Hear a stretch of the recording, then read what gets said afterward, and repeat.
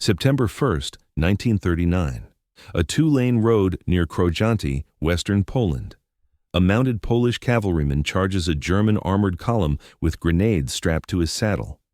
Most people think cavalry died the day tanks arrived. They're wrong. On the first morning of World War II, as German mechanized divisions carved through Polish border defenses, a 24-year-old corporal named Franciszek Szafran did something that shouldn't have worked.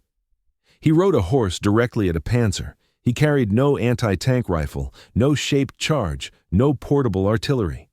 He had hand grenades, the kind infantry threw from trenches, and a plan born of desperation, training, and math that only made sense at full gallop. This isn't a myth inflated by propaganda. It's documented in German after-action reports and Polish regimental logs. And it reveals something the textbooks skip: how cavalry doctrine, rewritten in the interwar years, gave mounted units a slim tactical window against armor, if the rider was fast enough, close enough, and willing to ignore every survival instinct. Let's go back 6 hours. Dawn breaks over the Polish corridor, a narrow strip of land connecting Poland to the Baltic Sea. Germany wants it back. At 4:45 a.m., Wehrmacht artillery opens fire along the entire frontier. Within minutes, panzer columns roll east, spearheaded by light tanks, Panzer I and II models.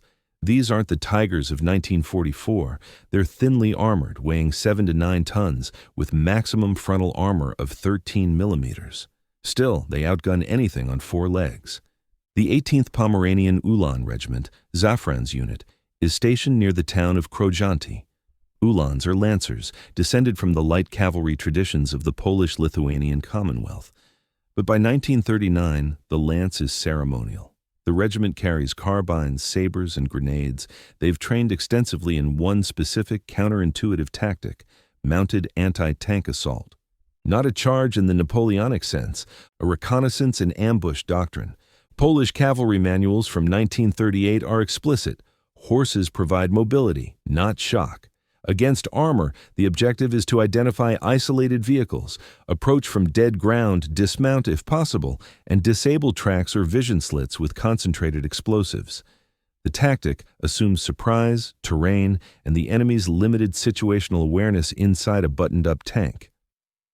Szafran has read the manual. He's drilled the approach dozens of times, but doctrine and reality split the moment contact is made.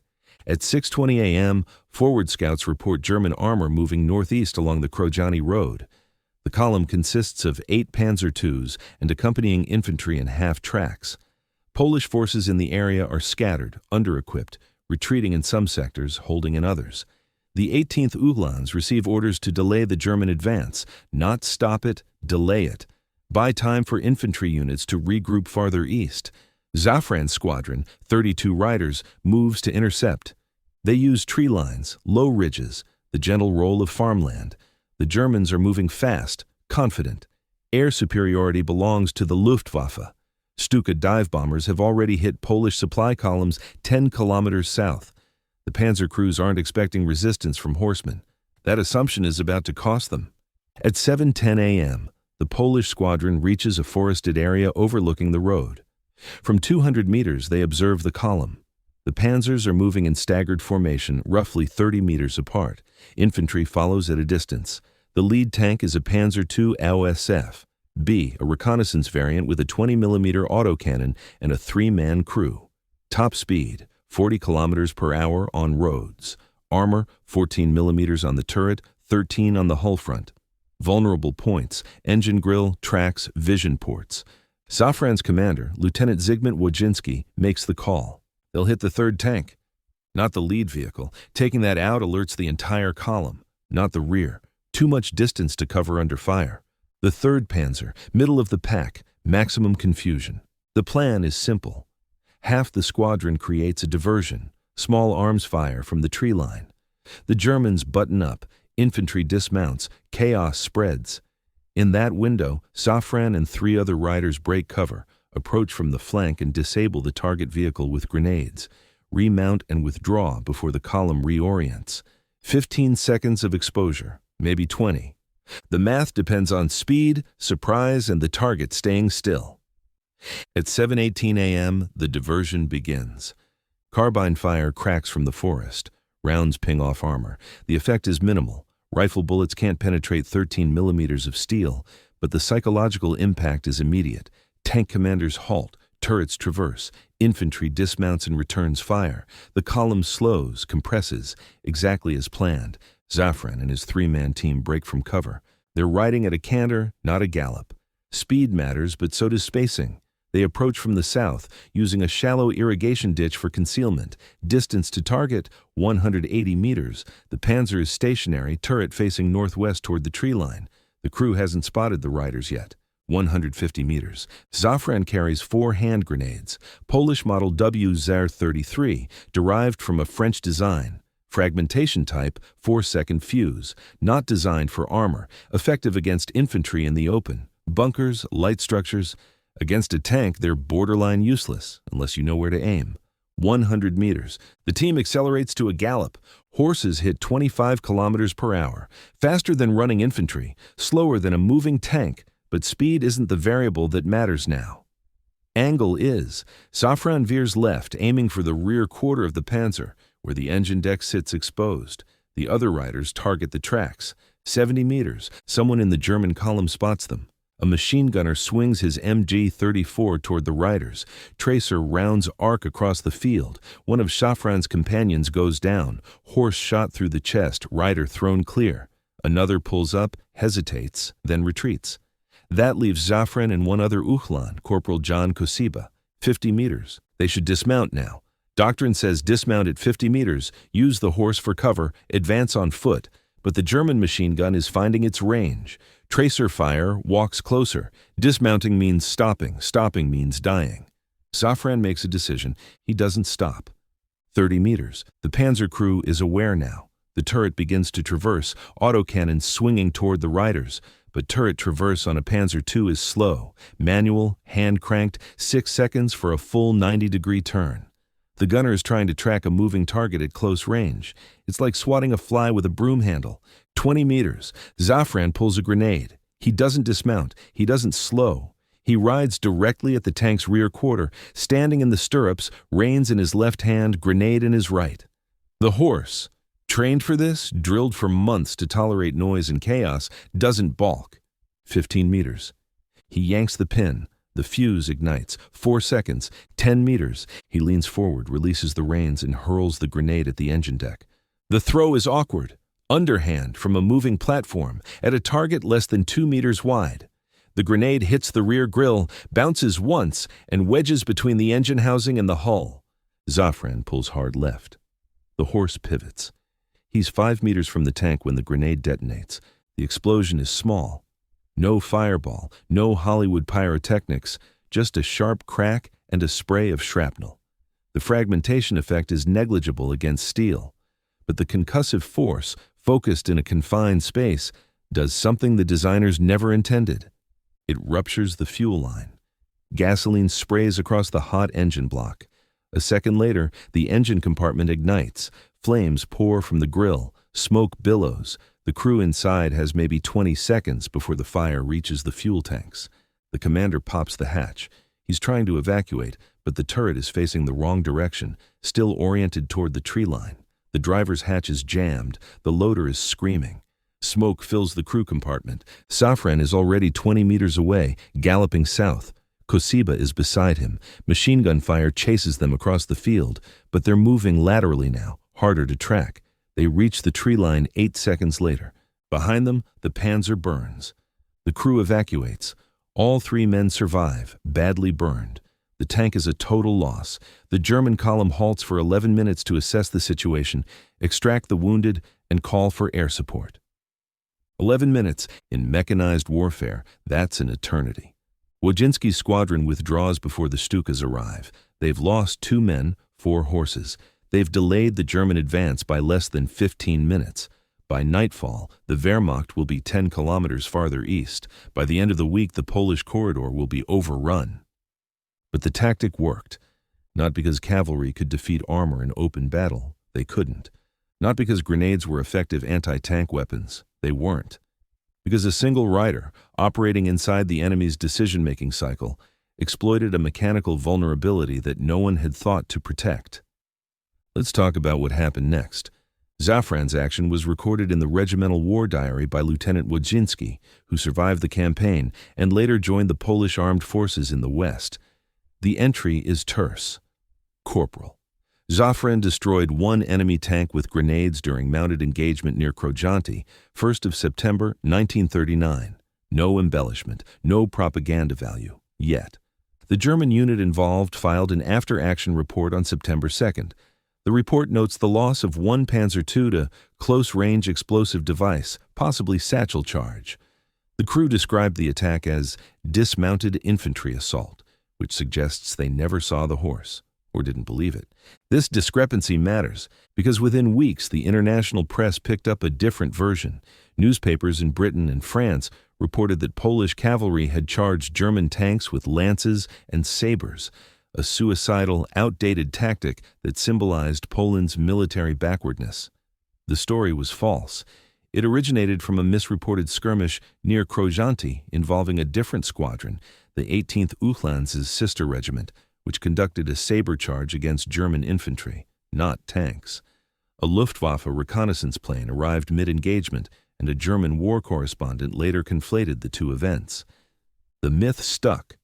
For 80 years, the image of Polish cavalry charging tanks became shorthand for futility, for the old world colliding with the new. It obscured what actually happened. That Polish doctrine had adapted, that mounted troops trained specifically for anti-armor operations, and that men like Szafran executed those tactics under fire. The truth is less cinematic, and more important. Because cavalry's effectiveness against armor wasn't about romantic heroism, it was about exploiting the tank's limitations in 1939. Early panzers were nearly blind. Vision slits offered narrow fields of view. Radios were scarce. Many tanks communicated with flags. Situational awareness was terrible. A crew inside a buttoned-up Panzer II couldn't see threats at close range, couldn't hear warnings over engine noise, couldn't react to fast-moving targets in their dead zones. Cavalry could. A rider had 360-degree vision, unobstructed hearing, and the ability to communicate instantly with hand signals. A horse could cross rough terrain faster than a tracked vehicle on anything but paved roads, and a trained cavalryman could deliver explosives with precision that infantry advancing on foot couldn't match. The window was narrow. It closed as tank design evolved. Better optics, thicker armor, radio sets, infantry support protocols. By 1940, the tactic was obsolete. By 1941, suicidal. But in September 1939, for a few dozen engagements across Poland, it worked. Szafran knew it wouldn't last. After the September campaign collapsed, he withdrew east with remnants of the 18th Uhlans. On September 17th, the Soviet Union invaded from the east. Poland was partitioned. Szafran crossed into Romania, then made his way to France. He joined the Polish armed forces in exile, serving first in the infantry, later in armored reconnaissance. He fought in Normandy in 1944, this time inside a tank, not against one. He never spoke publicly about Krojanty. No interviews, no memoirs. His service records mention the engagement in passing, one line among dozens. After the war, he returned to Poland, worked as a mechanic, raised a family. He died in 1987, age 72. His obituary didn't mention the grenade charge. Why the silence? Maybe because the action, however effective, didn't change the outcome. Poland fell in 35 days. The 18th Uhlans were disbanded. Thousands of cavalrymen died in hopeless delaying actions that bought hours, not victories. Szafran's success was tactical, not strategic. It saved no lives but his own. In the grand sweep of the war, it was a footnote. But footnotes matter. They reveal how wars are actually fought, not in the sweeping movements of army groups, but in the split-second decisions of junior NCOS trying to survive contact. Szafran's charge wasn't a throwback to a bygone era. It was an improvisation within a modern doctrine, executed under the worst possible conditions, against an enemy who had every material advantage. It worked because Szafran understood his weapon's limits and his enemy's vulnerabilities. He didn't charge the tank because he thought cavalry could defeat armor. He charged because in that moment, on that terrain, with those tools, it was the only move that gave him a chance. That's not heroism in the cinematic sense. It's something harder to define. Competence under pressure, tactical clarity in chaos, the willingness to act when every option is bad. The Polish cavalry of 1939 gets remembered for a myth, a doomed charge that never happened. Szafran's real charge gets forgotten. Let's fix that. The broader lesson isn't about horses versus tanks. It's about the gap between doctrine and reality, between what's supposed to work and what actually does when bullets start flying. Every military trains for the last war. Poland's cavalry was no exception. But unlike armies that clung to obsolete tactics, Polish planners in the 1930s recognized that horses still had utility, not as shock troops, but as scouts and raiders. They studied Soviet and German armor, analyzed vulnerabilities, and developed field manuals that treated tanks as targets, not invincible machines. The problem wasn't doctrine, it was numbers. Germany fielded 3,800 tanks in the invasion of Poland. Poland had 800, mostly obsolete. The Wehrmacht had complete air superiority by day 2. Poland had 300 fighters, many destroyed on the ground in the first hours. Polish cavalry regiments were equipped with rifles designed in 1898. Radios were scarce. Anti-tank guns existed, but were concentrated in static defenses that German forces bypassed. In that context, Szafran's grenade wasn't a weapon of desperation. It was the best available tool, and he used it correctly. Modern militaries teach combined arms doctrine, infantry, armor, artillery, air support working in concert. In 1939, Poland's forces were disaggregated, understrength, and overwhelmed. Cavalry operated independently because there was no other choice. They conducted reconnaissance because no one else could. They engaged armor because retreat meant abandoning the infantry they were supposed to screen. Szafran's charge encapsulates that reality. A 2-ton horse versus a 9-ton machine. Fragmentation grenades versus steel plate. Visibility versus blindness. Mobility versus firepower. He won because he exploited the variables he controlled: speed, angle, surprise. And because the panzer crew, overconfident and disoriented, reacted too slowly. It's tempting to romanticize the moment, the lone rider, the desperate throw, the explosion, but romance obscures the mechanics. Szafran succeeded because he'd trained for this, because his horse was conditioned to tolerate noise, because he understood grenade fusing, because he recognized the engine deck as the vulnerable point, because he maintained control during a gallop across uneven ground under machine gun fire. Strip away the drama, and what remains is professionalism, which is harder to teach than courage. Let's examine the training that made this possible. The 18th Pomeranian Ulan Regiment spent 18 months preparing for war. That preparation included live-fire exercises specifically designed to condition horses and riders for combat against mechanized forces. Training grounds near Grudziądz featured mock-ups of German tanks, wooden frames on wheels painted field gray, equipped with loudspeakers that played recordings of engine noise and cannon fire. Riders practiced approach angles again and again. They learned to read terrain, identifying dead ground where depressions, vegetation, or structures masked their movement from a tank commander's limited field of view. They studied the Panzer II's blind spots, directly behind the turret within 5 meters of the hull, beneath the gun depression angle. They memorized the vulnerable points: engine grills, track assemblies, vision blocks, hatches. They trained with live grenades, not in static exercises but at speed. Riders galloped past stationary targets, threw grenades at barrels, at stacked tires, at anything roughly tank-sized. The instructors demanded accuracy within a 2-meter radius. Miss by 3 meters, and the fragmentation wouldn't matter. The grenade had to land on or immediately adjacent to the target. Success rate in training: 30%. Under fire, it would be worse. But 30% was better than 0, better than retreating without engaging, better than watching German armor roll through Polish villages unopposed. Szafran's squadron practiced coordinated attacks: 4 riders, staggered approach, simultaneous throws. The theory was simple: multiple grenades increased the probability of a disabling hit. In practice, Coordination fell apart under stress. Horses panicked. Riders got separated. Timing dissolved. At Krojanty, only Szafran and Kosiba reached throwing range. Kosiba's grenade missed. It detonated 3 meters from the panzer's left track, close enough to scar the armor, not close enough to disable anything. Szafran's throw, by luck or skill or some combination of both, landed precisely where it needed to. 1 in 4 riders, 1 in 4 grenades. The math was brutal. But it was math the Polish cavalry accepted because the alternative, doing nothing, was unacceptable. Consider the psychology. You're a 24-year-old corporal. You've trained for this moment, but training is controlled. Instructors don't shoot back. Wooden mock-ups don't traverse their guns toward you. The adrenaline in training is manageable. The adrenaline in combat is not. You hear the order. You know the plan.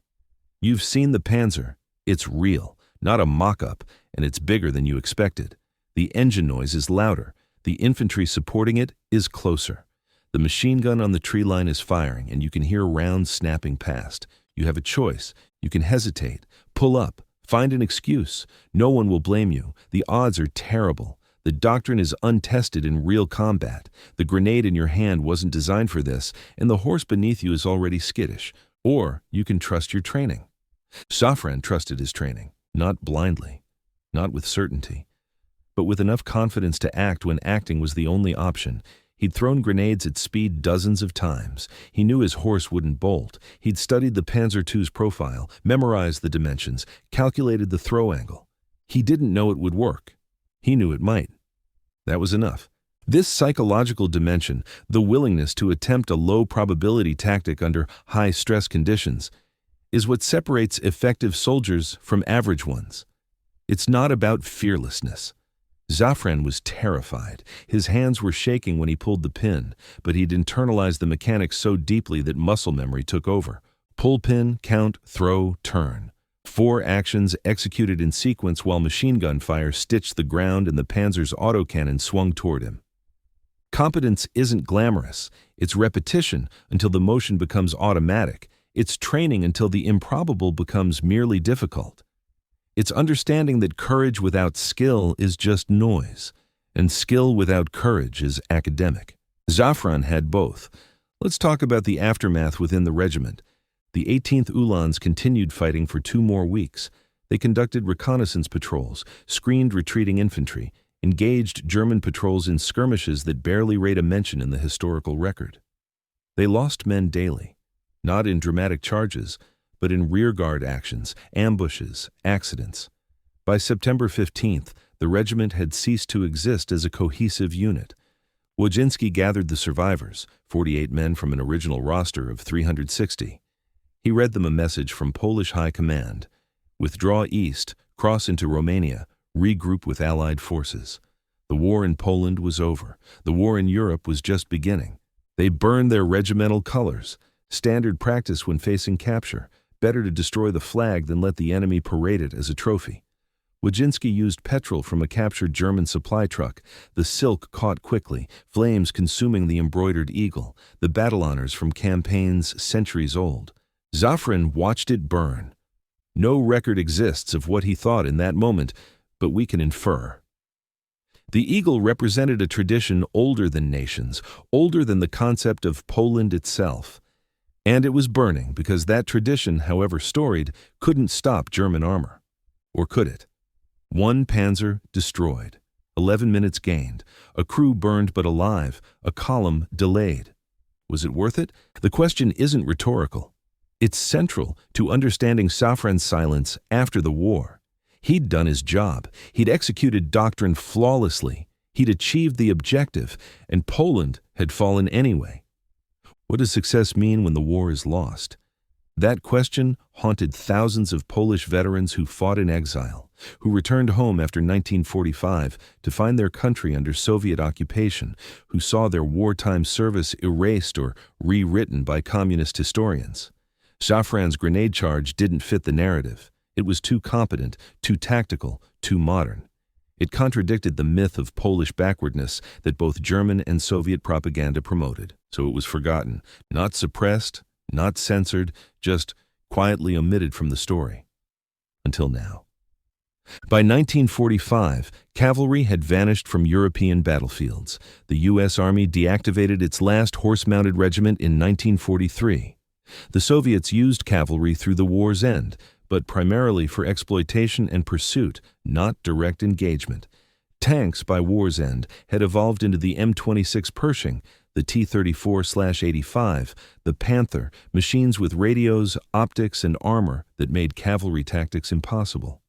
But the principle Szafran demonstrated didn't disappear. It migrated. Modern infantry anti-tank tactics, shoot-and-scoot ambushes, exploiting dead ground, targeting mobility kills, echo the mounted doctrine of 1939. Replace the horse with a motorcycle or light truck. Replace the hand grenade with an RPG or javelin. The geometry is the same. Close fast, strike the vulnerable point, withdraw before the enemy reorients. The technology changes. The math doesn't. Szafran didn't invent the tactic. He executed it, under fire, at speed, with a weapon never designed for the job. And it worked. Which brings us back to the question, why does the myth persist? Why do we remember the imaginary cavalry charge, sabers raised, horses falling before tank guns, and forget the real one, grenades thrown, engine ablaze? Because the myth is simple. It fits a narrative, old versus new, tradition versus progress, romance versus reality. It's tragic and visual. It requires no nuance, no technical knowledge, no appreciation for the hard decisions made by men who understood they were losing but fought anyway. The truth is messier. It asks us to respect competence, not just courage. To recognize that adaptation matters more than tradition. To understand that warfare, stripped of ideology and propaganda, is problem-solving under lethal pressure. Szafran solved the problem in front of him. He didn't win the war. He barely delayed it. But for 11 minutes on a Polish road, he turned doctrine into action and proved that, given the right conditions, even the most unlikely weapon could work. That's the story worth remembering. Not because it's dramatic, though it is, but because it's true. And because it reminds us that history isn't made by myths. It's made by individuals who, when the moment demands, act. Think about the ripples. The German crew that evacuated the burning Panzer told their story. It spread through their battalion, then their division. Tank commanders were briefed. Watch for mounted troops. Don't assume horses mean harmless reconnaissance. Maintain infantry screens at close range. Doctrine evolved. By October, Wehrmacht tank operations in Poland included specific protocols for dealing with cavalry, not because cavalry was strategically significant, but because a corporal with a grenade had proven it could be tactically effective. One action, one man, one burning tank, and an army adjusted. That's influence beyond the immediate moment. Szafran didn't change the course of the war, but he changed how the Wehrmacht fought it, however marginally. Procedures were rewritten, training was modified, commanders were warned, all because a Polish cavalryman refused to accept that his weapon was obsolete. Consider also the Polish side. Wojcinski's after-action report circulated among Polish units in exile. It became a teaching case. Here's how cavalry can engage armor successfully. Here are the conditions required. Here's the probability of success. Here's the cost. Other units attempted similar tactics. Most failed. A handful succeeded. Each success reinforced the lesson. Mobility and surprise can compensate for inferior firepower if the execution is precise. This matters because military doctrine doesn't evolve through theoretical exercises. It evolves through trial, failure, adaptation. Szafran's charge was a data point, one among thousands, but data points accumulate, and patterns emerge, and eventually doctrine shifts. By 1944, when Szafran fought in Normandy as part of the 1st Polish Armored Division, he was using tactics that traced their lineage back to Krojanty. Reconnaissance, exploitation of dead ground, targeting vulnerable points. The platform changed, M4 Sherman instead of a horse, but the principle remained. Close, strike, withdraw. He understood it because he'd lived it. Let's address the elephant in the room. Luck. Szafran's grenade could have bounced off the armor, could have detonated too far from the fuel line, could have killed the crew without disabling the tank. Any of those outcomes would have made the action tactically irrelevant. Was he skilled or was he lucky? Both, always both. Skill gave him the opportunity. Luck determined the outcome. That's true of every combat engagement, every athletic feat, every high-stakes decision. You can maximize probability through training, preparation, and tactical acumen. But you can't eliminate chance. Szafran trained. He prepared. He executed. The grenade landed where it needed to. That's skill. The fuel line ruptured instead of merely denting. The fire spread instead of extinguishing. The crew evacuated instead of fighting through the smoke. That's luck.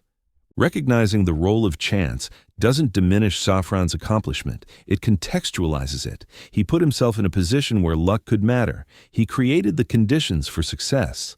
Then, chance took over. That's all anyone can do. In war, in business, in life, you train, you act, you hope. And sometimes, just sometimes, the grenade lands where it needs to. Let's zoom out one final time.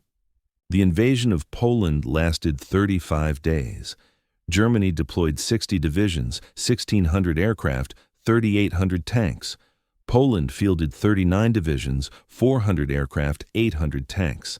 The disparity was insurmountable. No amount of individual heroism, tactical competence, or strategic brilliance could bridge that gap. Poland lost, but the manner of losing mattered. Polish resistance tied down German forces that could have been deployed elsewhere. It delayed the Wehrmacht's timetable by weeks. It demonstrated that blitzkrieg, however effective, wasn't invincible. It provided lessons that French and British planners studied, though not carefully enough, before facing the same enemy in 1940. Szafran's contribution to that resistance was microscopic. One panzer, one engagement, one morning. But microscopic contributions, aggregated across thousands of soldiers and hundreds of actions, constitute the fabric of history.